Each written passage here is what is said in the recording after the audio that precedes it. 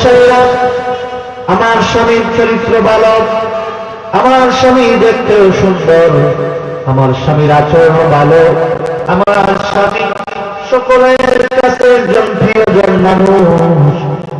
কিন্তু একটা বিষয়ে আমার স্বামী গরিব, আমার স্বামীর ধন সম্পদ নাই।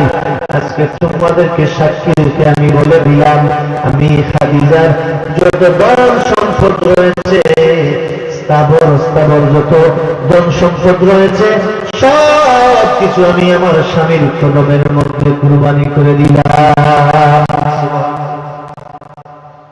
এতদিন পর্যন্ত মুহাম্মদুর রাসূলুল্লাহ সাল্লাল্লাহু আলাইহি ওয়াসাল্লাম ছিলেন গরিব, এখন সবচেয়ে ধনী কে? মুহাম্মদুর রাসূলুল্লাহ সাল্লাল্লাহু আলাইহি ওয়াসাল্লাম। হযরত খাদিজা রাদিয়াল্লাহু তাআলা আনহা সর্বপ্রথম ইসলাম গ্রহণ করেছেন।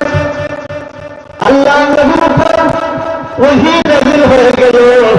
আল্লাহর হাবিব ওহী প্রাপ্ত হওয়ার পর আল্লাহর নবী মুহাম্মদুর রাসূলুল্লাহ সাল্লাল্লাহু আলাইহি ওয়াসাল্লাম বাড়ির মধ্যে গিয়ে হযরত খাদিজাকে বললেন, ও খাদিজা, ও খাদিজা, খাদিজা রে,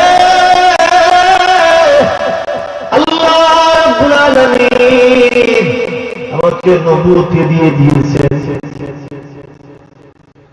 আমাকে নবুয়ত দিয়ে দিয়েছেন আমি যেন আল্লাহর দ্বীন ইসলামকে, ইন্নাদ-দীনা ইনদাল্লাহিল ইসলাম, আল্লাহ রাব্বুল আলামিনের মনোনীত একমাত্র দ্বীন ইসলামকে যেন প্রচার করি। হযরত খাদিজা বলেন, ইয়া রাসূলুল্লাহ, আবুল কাসেম, তিনি আবুল কাসেম বলে নবীকে ডাকতেন, কাসিমের পিতা বলে ডাকতেন। ও আবুল কাসেম, আজকে আমি 15টা বছর ধরে তোমার সংসারের মধ্যে আছি, আপনার সংসারের মধ্যে আছি। আপনার বয়স যখন 25, তখন আমি খাদিজার বয়স 40, আমাদের বিয়ে হয়েছিল।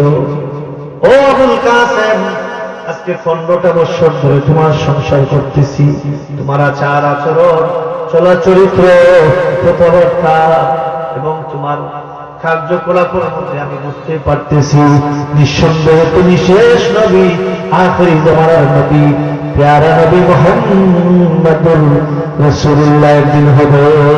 সুবহানাল্লাহ। হযরত খাদিজা বলেন, ও আবুল কাসেম, আপনি নবী হয়েছেন, সর্বপ্রথম আমি খাদিজা ইসলাম জন্মগ্রহণ করলাম, আমাকে আপনি পড়াইয়া দেন লা ইলাহা ইল্লাল্লাহু মুহাম্মাদুর রাসূলুল্লাহ সাল্লাল্লাহু আলাইহি ওয়াসাল্লাম। কি বিশ্বাসী! এখান থেকে মধ্যে এই কথাটা কিন্তু সাধারণ একটা কথা নয়, অনেক বড় একটা কথা। একটা মানুষের সম্পর্কে জানতে হলে, একটা মানুষের সম্পর্কে জানতে হলে আপনি তার সম্পর্কে যদি প্রকৃত সত্যতা জানতে চান, তাহলে তার স্ত্রীর কাছে যাবে। অনেকজন স্ত্রী জানে যে তার স্বামী কত ভালো, কতটুকু ভালো, কতটুকু খারাপ।